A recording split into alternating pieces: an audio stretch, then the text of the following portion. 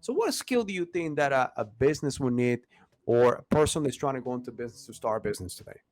Well, I think one of them you hit on earlier is leadership for sure. There are a lot There of we good go. books on Yeah. leadership. There's a lot of people you can talk Hmm. to about leadership. You should have a mentor, right, that can help you with leadership, and that person should Yeah. be a little bit wiser than you, right, that you can learn from. If you're going to have people working for you, or even if you're going to hire a bunch of consultants, right, you Yeah. should focus on leadership. If you're going to be the chief, the general, the captain of the ship, whatever you want to call it, you definitely want to make sure your leadership game is good because we talked about it, bad leadership or Of bad course. Yeah. strategy, right?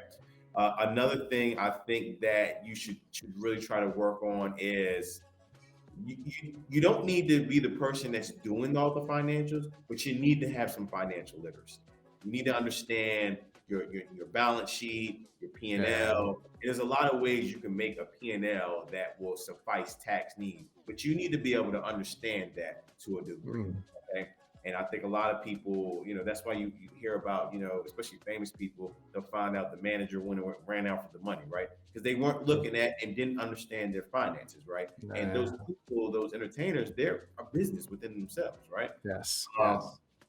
so leadership, some type of financial literacy, you really should try to be good with it. Another thing that I think has been really helpful for me, and everybody not feel this way, but is Excel. I use Excel every day. When I was looking for condos to move into in New York, I had an Excel sheet where I had them all listed.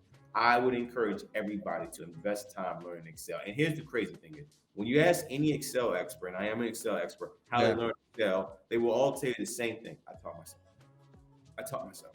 Gotcha. And you can just go on and find Google videos of how to do different things in Excel. Yeah. And you can use those spreadsheets to do project planning. You can use those spreadsheets to do your P&L, to do financial statements. You can use those spreadsheets to line up tasks. You can use those spreadsheets to just take notes. Like when I go Yeah. into a meeting with the client, so you go into a meeting with the client and let's say three or four, everybody kind of have different roles, right? There's a Yeah. talker and a leader, right?